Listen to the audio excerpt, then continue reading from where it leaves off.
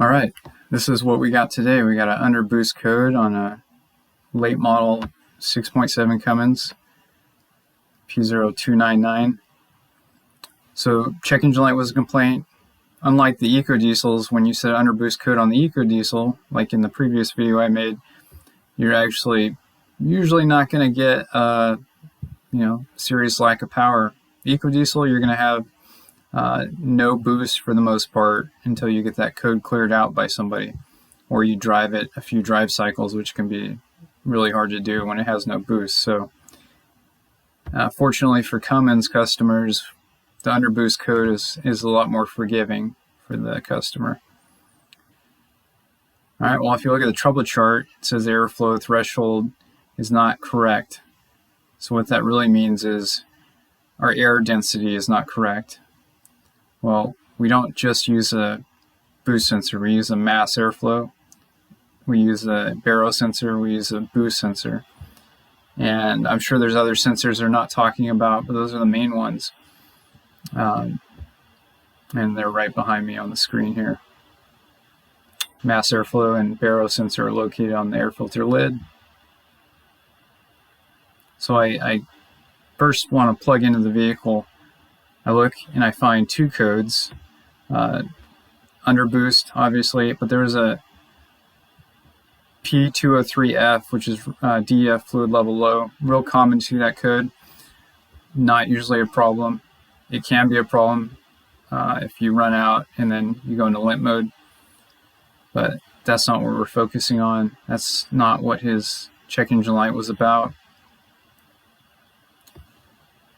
I will say that as far as this Cummins Ram trucks, you can have hidden codes in the freeze frame. This is an example on the same exact vehicle, P2509, PCM power interrupted.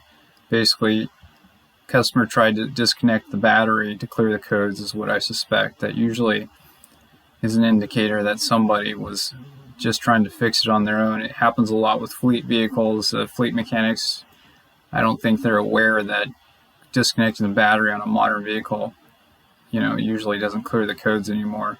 Maybe it does on some, but not on these vehicles that I work on. All right, so moving on here. There's our code, P0299. Now, if you notice that code, it shows freeze frame number 5. Number 1 is the first code, so the oldest code. Freeze frame 5 is the newest code. So that P2509 was set before the Underboost, so that might be helpful in your diagnosis to know that. You look at the boost pressure in the freeze frame when the code's set, and it down there at the bottom, 0 psi. Actual BGT actuator position was at 30%. And commanded accelerator position, basically my throttle, was at 15%. This code seems to always set, for me at least, under light load. You're just barely giving it throttle. So it's not actually happening most of the time for me when I get these Underboost codes on the Cummins. It's usually not at full throttle. If it was, maybe it's a really restricted air filter would be the normal thing to think. But in this situation, it ended up being an actual air filter, an aftermarket air filter that was just really restrictive, poor design. So that's a recording I took when I drove it before I even touched it. 30 psi at wide open throttle is the highest amount of boost I can get. This is the air filter that came out of it. This is not what we want to see.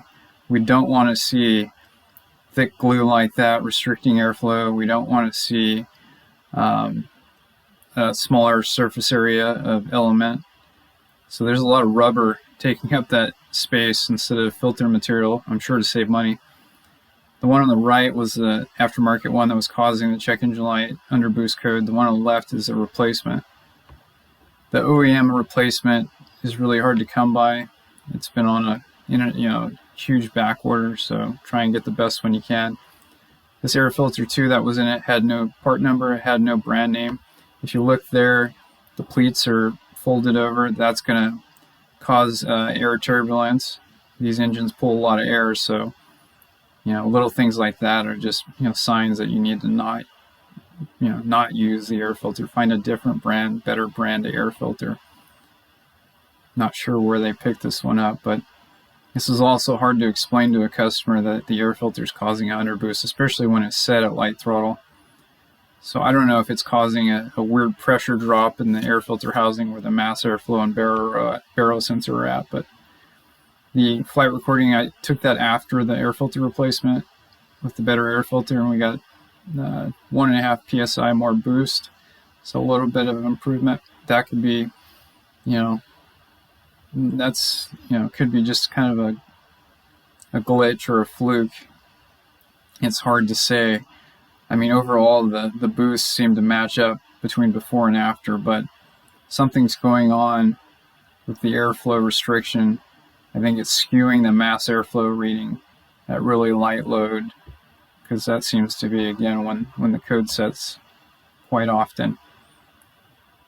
All right, so these are other common issues we've seen for this make and model with the code we have.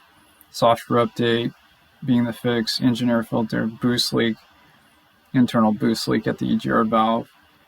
So don't forget to look at those freeze frames, and have a good day.